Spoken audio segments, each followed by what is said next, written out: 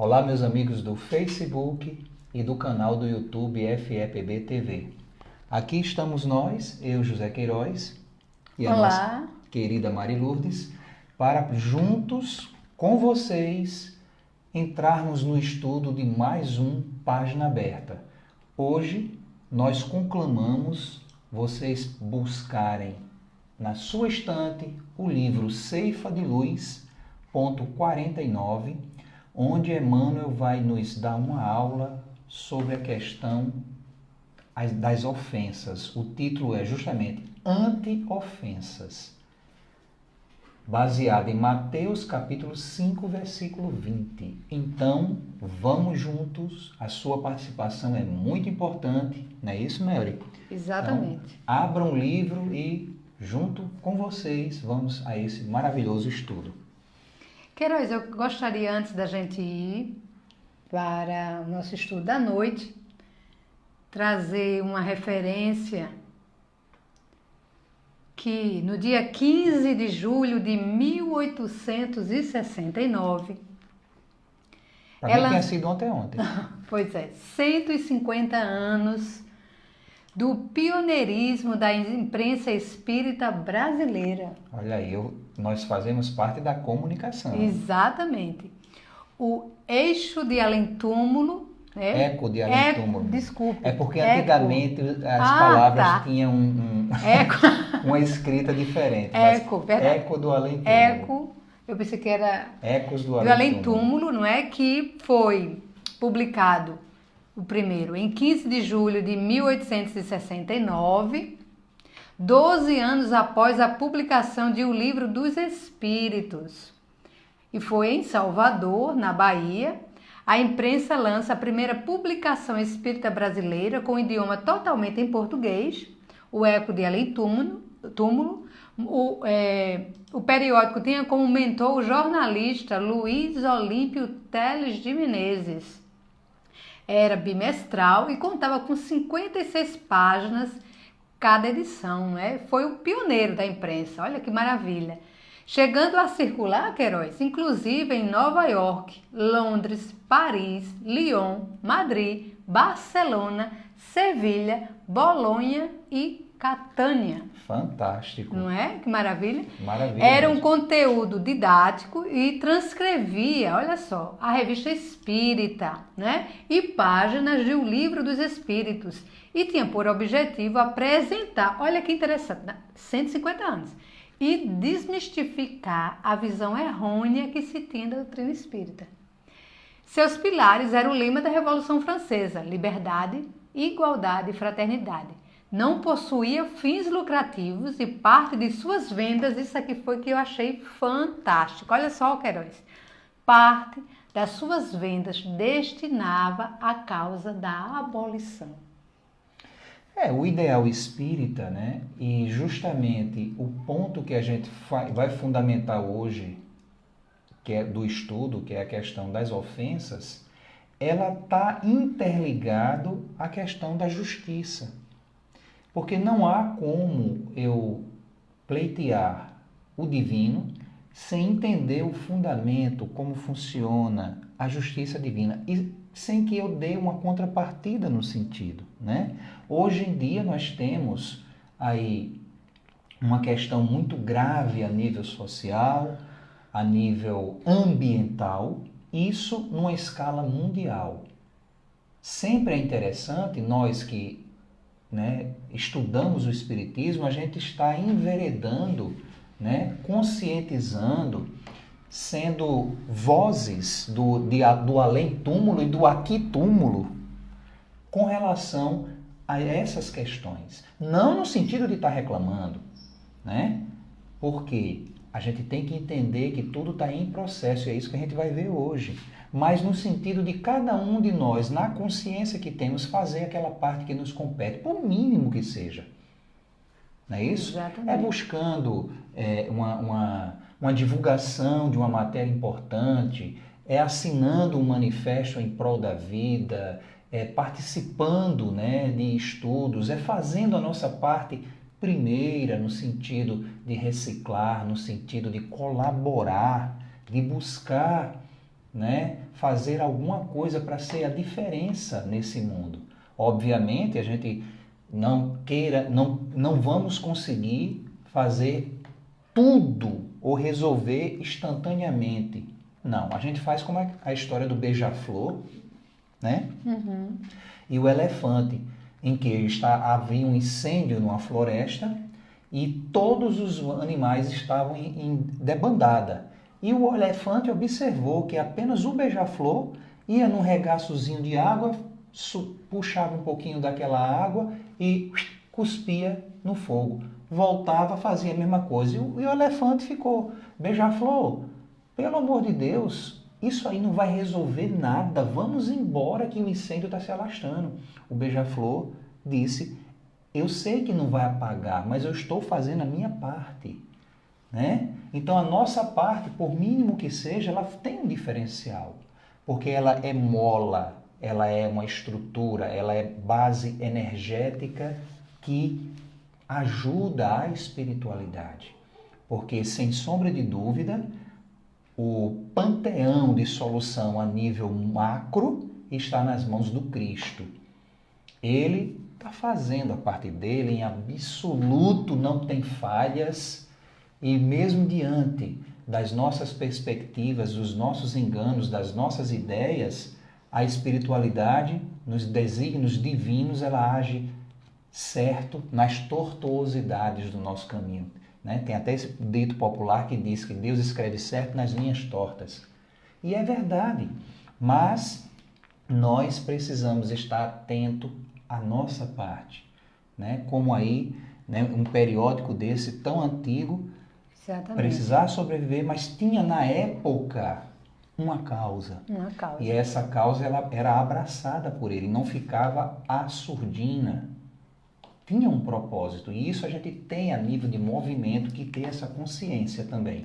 E eu fico pensando, Queiroz, imagina, há 150 anos, num período ainda de busca, né, da libertação dos escravos, e uma revolução que era a doutrina dos espíritos, recente, porque só tinha apenas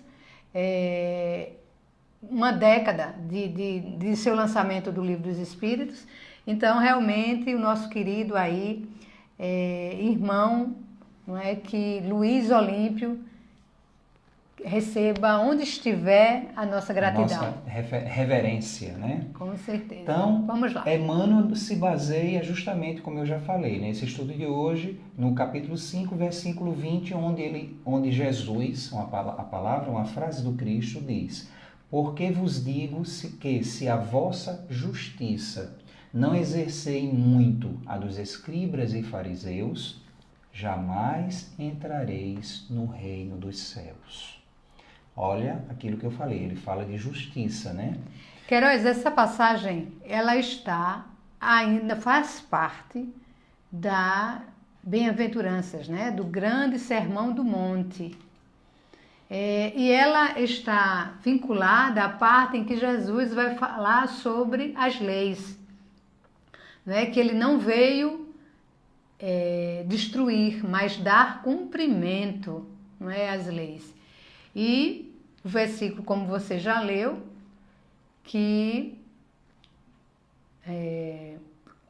traz essa base, não é, da questão específica da justiça. E é um ponto interessante, Queiroz, quando ele diz aqui, porque vos digo que a vossa justiça não exceder em muito a dos escribas e fariseus, jamais estarei no reino dos céus. Porque Jesus traz nessa frase essa comparação da justiça com a justiça escriba e fariseus. Porque ele, obviamente, a gente vê que ele está falando da sociedade da época. Isso. O que nos remonta hoje, quem somos nós? Né? E em que contexto o Cristo, se chegasse agora, ele chegaria para nós? O que ele diria para a gente? Eles trariam uma cobrança ou um parabéns pelo que vimos e estamos realizando e até apoiando. E até porque a gente precisa entender como era a justiça dos escribas e fariseus. Os escribas e fariseus. Trava a língua hoje. Porque eles, né, eram cheios de normas e regras ditas para ser vista pelo povo, né, como homens sábios e santos. Mas aí o Cristo, em várias passagens do Evangelho, chama eles de quê? Sepulcros caiados. Hipócritas, inclusive, né? Então, se a nossa justiça não exceder a dos escribas e fariseus, se ele já coloca que a justiça dos escribas e fariseus era apenas da aparência, mas que em sua... Bom demais isso que você traz, né? Só para eu fechar. Mas na sua realidade, não é? Eles eram apenas de fachada, mas não exerciam, não se esforçavam, olhe bem, não se esforçavam para fazer tudo que eles acreditavam ou estavam ensinando. Por isso que eles eram tidos como hipócritas por Jesus. E nos dias atuais, né? Repito a dica e jogo a deixa no ar. Quem somos nós? Que tipo de cristãos somos? O que estamos influenciando? O que estamos realizando? O que estamos fazendo? Tudo isso está no contexto do que o Cristo trouxe, porque qual a diferença que os escribas, os fariseus daquela época, então, não exerciam, não procuravam fazer? Vamos dizer assim, em outras palavras, qual seria o Deus dos escribas e fariseus a tipo de sentimento?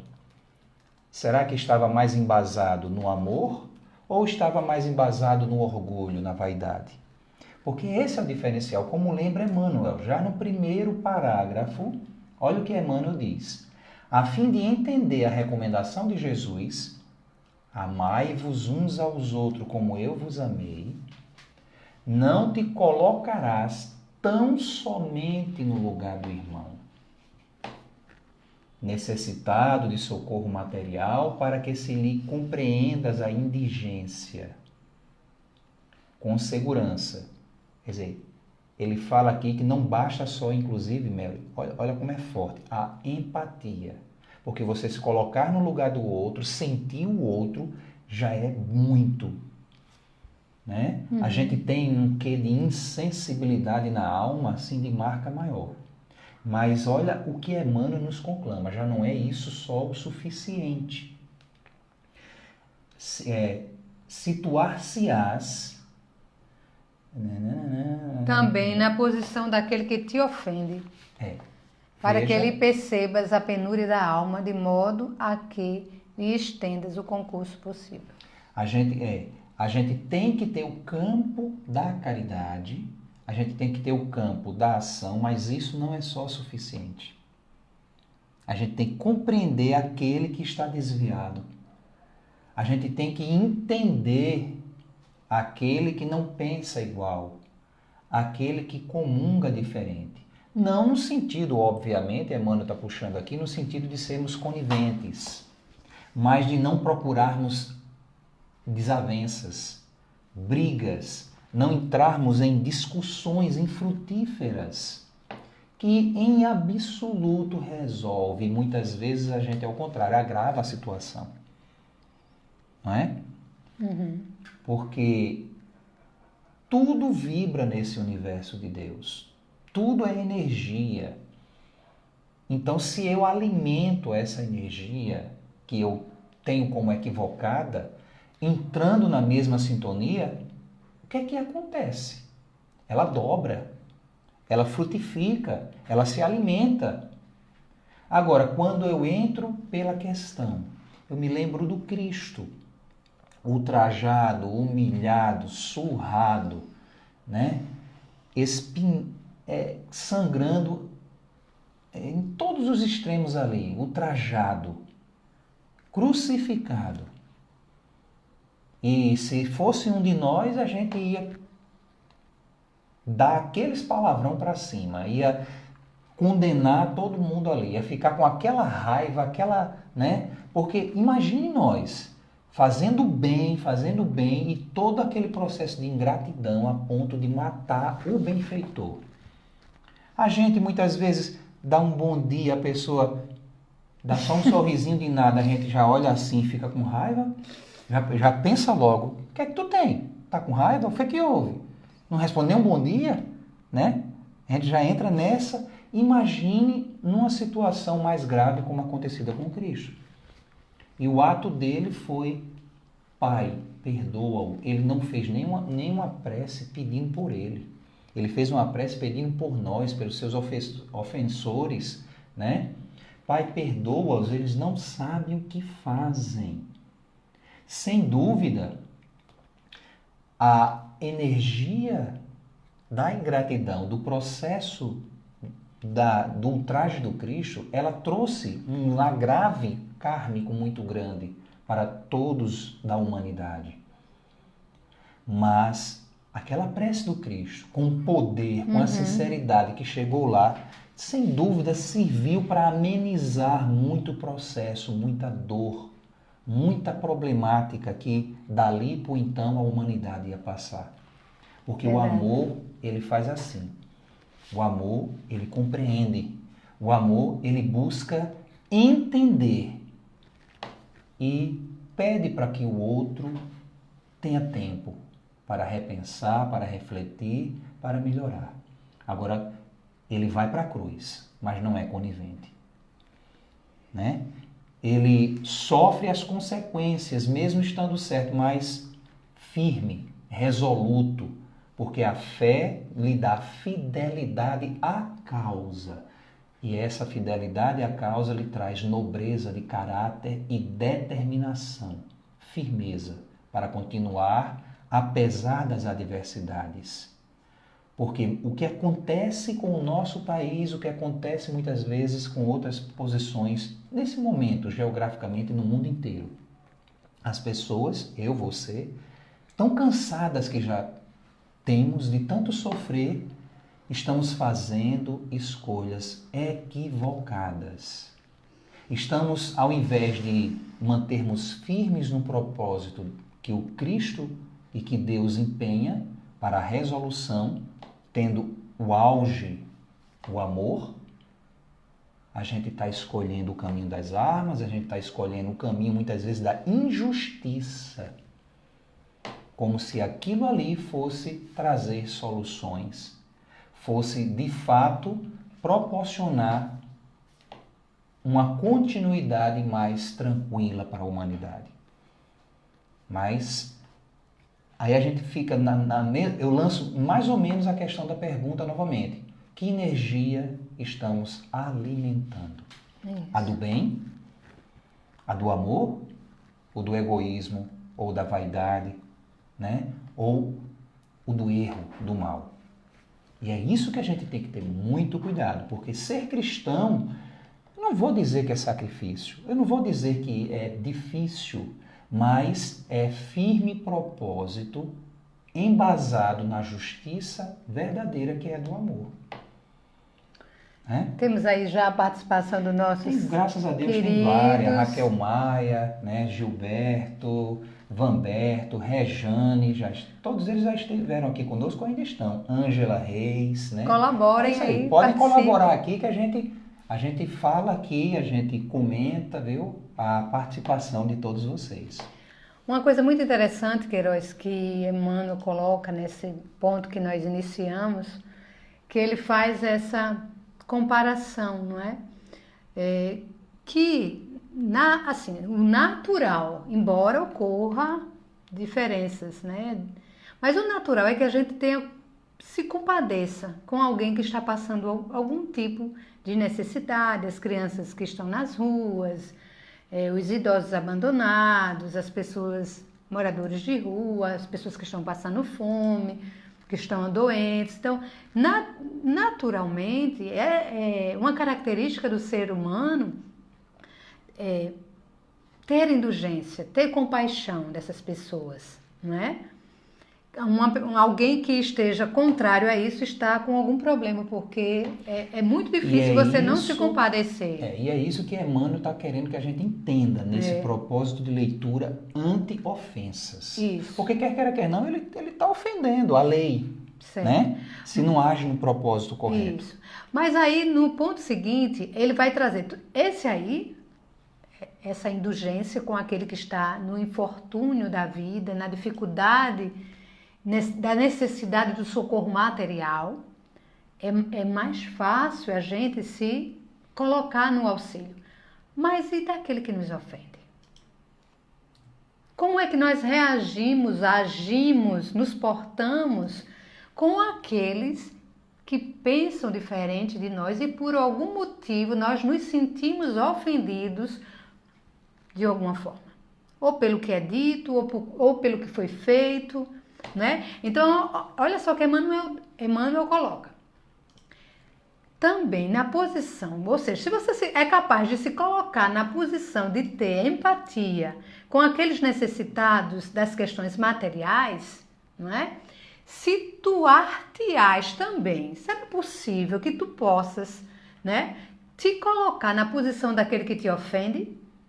Para que possas perceber, quando eu me coloco na posição do outro, eu tenho a condição de perceber a penúria daquela alma, a dificuldade daquela alma, a necessidade daquela alma. E até também o sofrimento daquela alma por estar agindo naquilo ali. E é isso que ele vai dizer, de modo a que lhe estendas o concurso possível. Isso aqui é bastante difícil. Porque nós somos... A gente entra na raiva.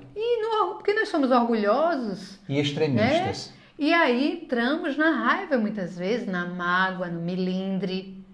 E é difícil a gente se colocar na posição do outro. Mas por que será que fulano principalmente fez do que ofende. A gente tem mais características de ter compaixão de quem sofre. De quem sofre a ofensa. De quem é agredido. E a vítima. A vítima. Do que aquele que ofende. Né? A gente quer que aquele que ofende, aquele que faz um crime, ele fique bem longe da gente, bem longe da sociedade e até jogado, amontoado, como acontece com as pessoas que cometem crimes, né, mais graves. Mas a oportunidade, a gente vê o nosso regime prisional, infelizmente, só é um amontoado de... Não seria um local apropriado para...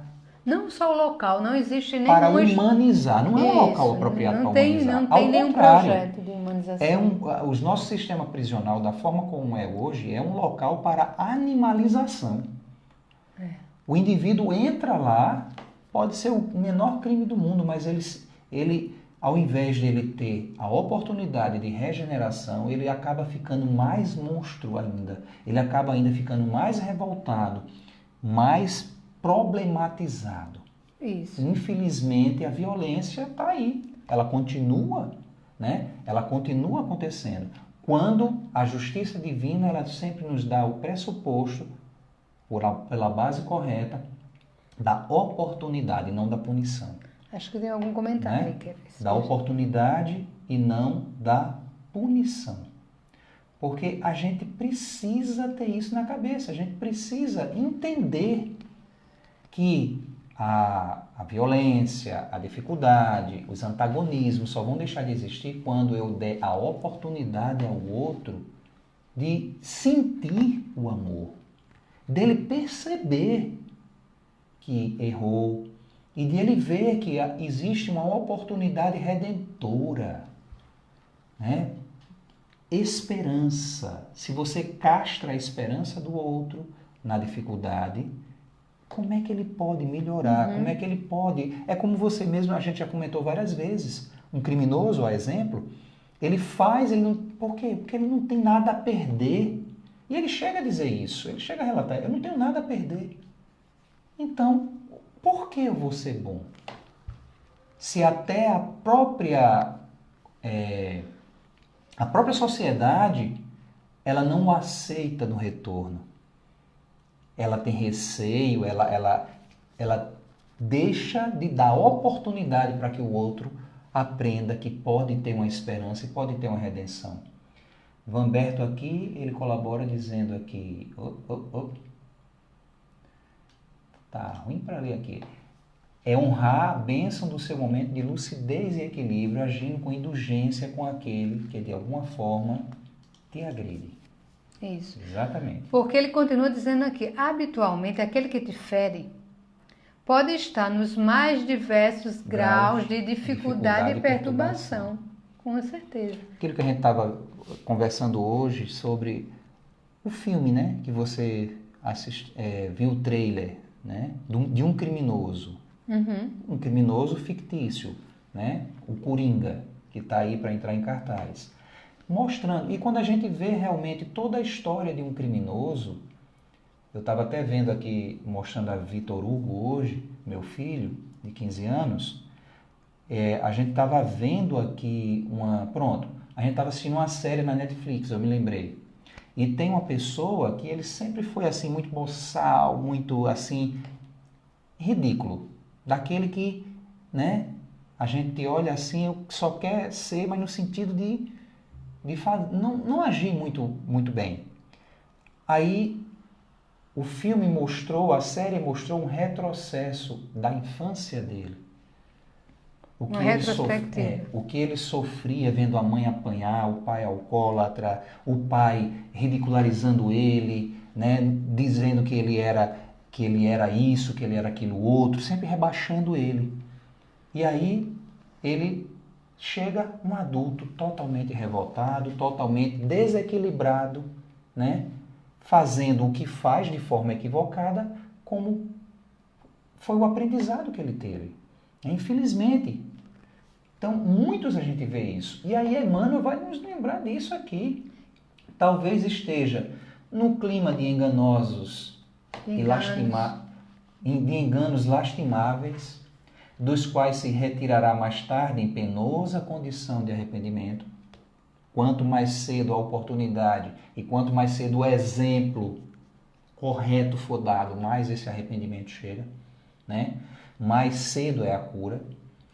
A pessoa pode estar sofrendo a pressão de constrangedores processos obsessivos, e aí é taxado de doido, de louco, saia daqui, não quero você.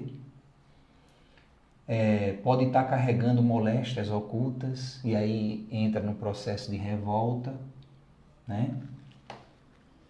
Ele pode estar evidenciando propósitos infelizes sobre a hipnose da ambição desregrada, de que se afastará um dia sobre os desencantos da culpa. Que aí é justiça e processo divino. A cura, a vida, né? A vida vai dar o processo de cura dele. Ele pode estar também agindo com a irresponsabilidade decorrente da ignorância. Ele soube que aquilo ali é o certo, ele não conhece um outro procedimento, uma outra forma, né? Não sei ainda que há exemplo para um ser primitivo que tem o costume de canibalismo, aquilo ali para ele é até uma estrutura santificada, né? Que traz elementos para revigorar, para curar. E para o civilizado é um horror, mas é a ignorância que leva ele a fazer aquilo, né? Ele pode estar também no processo satisfazendo as compulsões da loucura ou procedendo sem autocrítica, em aflição, em aflitivo momento de provação, né? Então, todas essas coisas aí são perspectivas psicológicas que, no fundo, você vai encontrar em todos aqueles que estão em processos de aceitar o erro, de até ser conivente com o erro, apesar das evidências, apesar da lucidez e apesar do Cristo estar em sua vida, mais da boca para fora do que pelas ações do coração. Mas é a vida que, se ele não vê diferente, ele entra no desespero e o desespero acaba colaborando, né, nesse processo de adoecimento da alma. Não é isso, Mary? Isso mesmo. É tão interessante essa parte do Evangelho do Cristo, porque nos coloca a uma reflexão muito profunda de como nós estamos lidando com os tempos atuais. Como nós estamos, porque com a facilidade da tecnologia, com a facilidade que nós temos de lançar verdades e mentiras nas redes, quantas pessoas são ofendidas? E atingidas, né? Exatamente. Atingidas por essas ofensas. E cabe a nós refletir, embora não sejamos nós os causadores, mas se nós compactuamos, repassando, multiplicando aquela situação, nós estamos colaborando com isso, não é? E tanto colaborando com a humilhação daquele que está sendo ofendido ou humilhado, como colaborando com aquele que está ofendendo, porque nós estamos repassando, mesmo que a gente não escreva nada, mas só o fato de multiplicar algo que possa humilhar alguém já é uma coisa grave, né? E aí nós também nos colocamos o cuidado, porque como tudo se multiplica com a rapidez, né? Porque na mídia se multiplica, nós precisamos estar cada vez mais atentos às nossas palavras, ao que nós queremos expressar, para que a gente não seja instrumento, né? Nós não estejamos repetindo condutas equivocadas, porque, como ele diz aqui, Jesus ele vai trazer na sua mensagem, sempre foi e até hoje, será, nos milênios seguintes, uma mensagem de amor, de perdão, de misericórdia, de tolerância.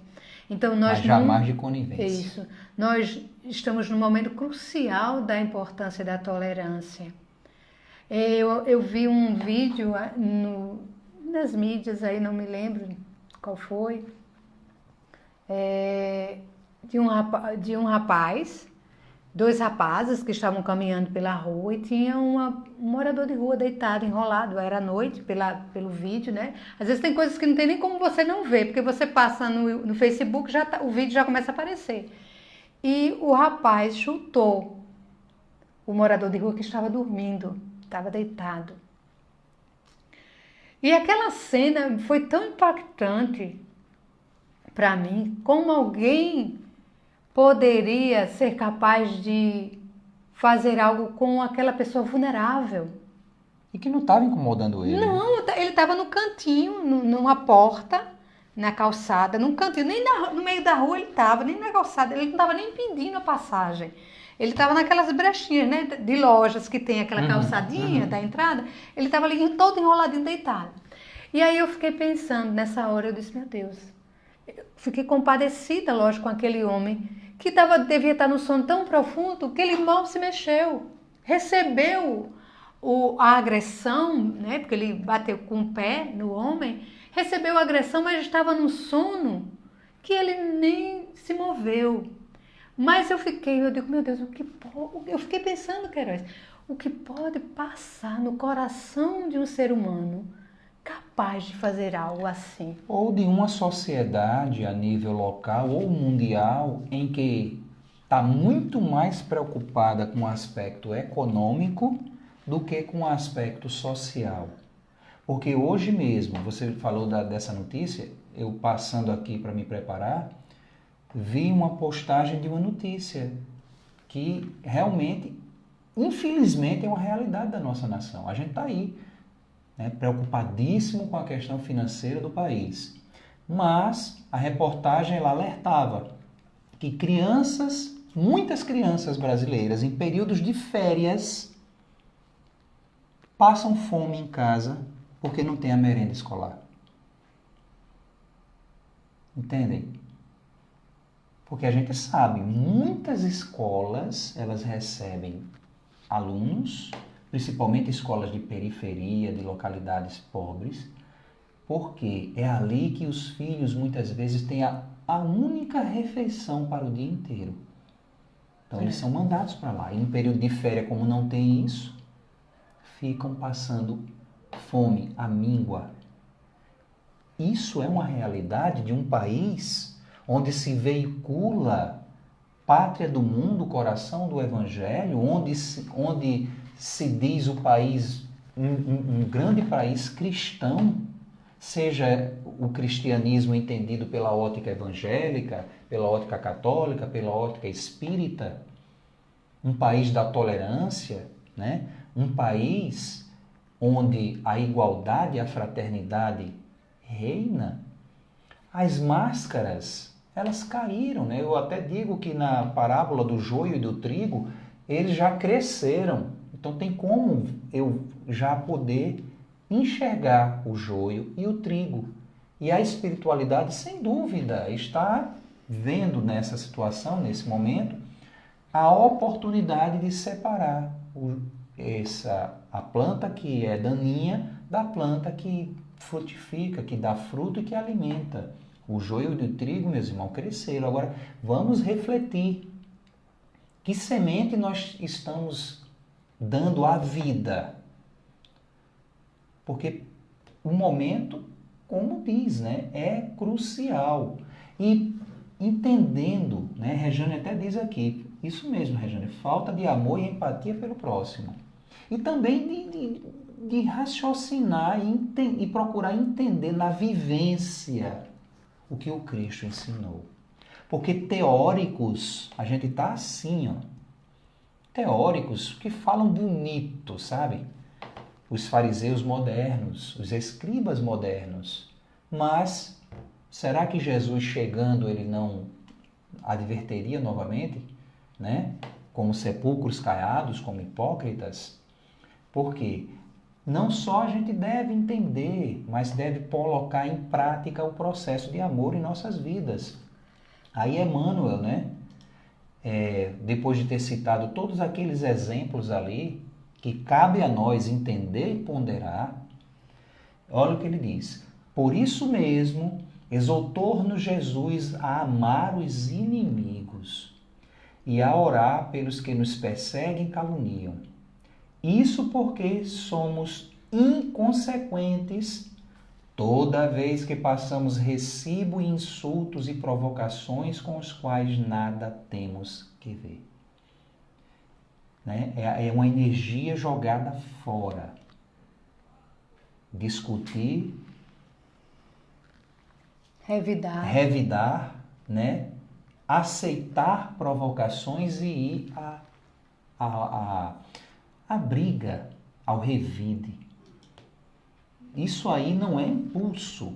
Como eu disse, não vai alimentar a energia da justiça divina, a justiça sacrossanta do amor, mas a energia do caos, a energia da discórdia, a energia do egoísmo, do orgulho, né? E mostra quão também nós estamos doentes ou somos injustos, apesar de da boca para fora conclamarmos, exigirmos justiça, né? E aí ele fecha dizendo o seguinte: se temos o espírito pacificado no dever cumprido, e isso a gente deve ponderar bastante, a que título deixar a estrada real do bem, a fim de ouvir as sugestões das trevas nos despenhadeiros do mal? É uma reflexão, essa pergunta de Emmanuel. Se temos o espírito pacificado, eu sou cristão, eu me acho seguidor dele. No dever cumprido, então eu tenho também aquela ideia de que estou fazendo alguma coisa.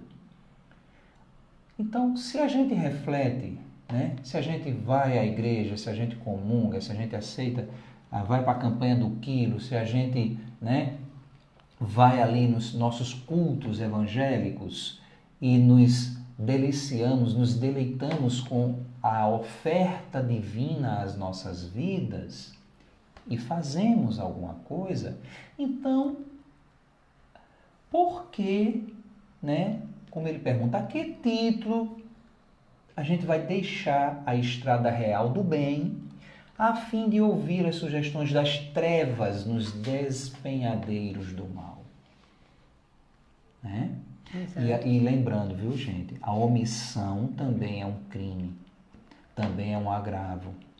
Porque aquele que cruza os braços diante do infortúnio oculto, diante da dificuldade de entendimento de outro, e não procura realizar por um caminho a sua parte no tocante à prática do bem ou ao entendimento e à elucidação da verdade, ele também está culpado, ele também está responsável pelo que está acontecendo e pelo que vai culminar, né? E ele diz, além disso, ele continua, se estamos em paz, à frente de irmãos nossos, envolvidos em sombra ou desespero, não seria justo nem humano agravar-lhes o desequilíbrio com reações impensadas. Quando os são, perante Jesus, são chamados a socorrer os doentes com a sincera disposição de compreender e servir, aliviar e auxiliar. Exatamente. Célia Maria, que nos acompanha aí também, ela fala aqui, Mary, até que o Estado deveria dar merenda nas férias para essas crianças, né? Mas a gente tem que lembrar que o Estado somos todos nós também, né? Porque a gente pode fazer a nossa parte, a gente pode colaborar para um Estado, né, em qualquer vertente de poder mais justo, mais representativos. A gente deve cobrar, né? A gente deve estar ali vigilante e buscar realmente fazer a parte que nos compete na manutenção. Isso que você diz aqui, com certeza, quando a vertente do Cristo for verdadeira, então essa justiça, essa igualdade, essa segurança será uma vertente de paz. Mas enquanto isso não acontecer, cada um de nós deve procurar fazer a parte que lhe compete e estar atento às responsabilidades, que não são só de A ou de B, mas são nossas. Pertence a mim também, na realização do contexto. Viu? A sua verdade aqui está certíssima, Célia. Mas, enquanto isso não chega, a gente tem que procurar fazer a parte que pode estar ao nosso alcance, né? Para amenizar esses sofrimentos. Muito bem. E aí, é isso aí. Chegamos ao fim do texto Anti-Ofensas de Emmanuel. E a reflexão foi muito oportuna, né?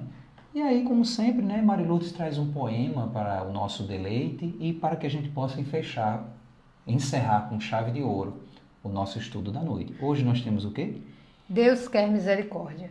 Muito bom. Maria Dolores. E ela diz assim: se confias em Deus, alma querida, vem com Jesus, do lar que te resguarda e eleva, ao vale da aflição, onde vagam na sombra os romeiros da angústia e as vítimas da treva. Na crença que te nutre, acende a chama do amor que te desvende, trilha fora. Os convidados dele ao banquete da vida, os que formam na terra a multidão que chora. Vamos! Jesus à frente nos procede, insistindo por nós, de caminho a caminho, e pede proteção ao que segue em penúria, reconforto a quem vai padecente sozinho. Aqui passam em bando aos ímpetos do vento pequeninos sem fé, sem apoio, sem nome. Que fazem? De onde vêm? Onde vão? Ninguém sabe. E nem sabe explicar a mágoa que os consome. Ali, geme sem teto o doente esquecido, além, tropeça e cai, sem a escória de alguém. O velhinho largado, a vastidão da noite, que recebe por leito a terra de ninguém. Mais adiante, é a viuvez cansada de abandono, almas na solidão de torturante espera, implorando socorro ao telheiro vazio, a recolher somente a dor que a dilacera. Flagelam-se mais longe os tristes companheiros que andaram sem pensar nas veredas do crime, rogando leve olhar de bondade e esperança, numa frase de paz que os restaure e reanime. Ante os erros que encontres, não censures, não te queixes, trabalha, alma querida. Deus quer misericórdia, ama, serve, abençoa e Deus te sustentará nas provações da vida. Maria Dolores. Tudo a ver com o estudo da noite. Então é isso, meus irmãos. Obrigado pela companhia de todos vocês, pela participação, colaboração. E lembremos-nos, quarta-feira, 20 horas, temos mais um compromisso com esse belíssimo estudo que a espiritualidade nos proporciona com Emmanuel, Chico, né? E todos nós. Então, um excelente beijo no coração e até semana que vem com mais um Página Aberta, não é isso, Melo?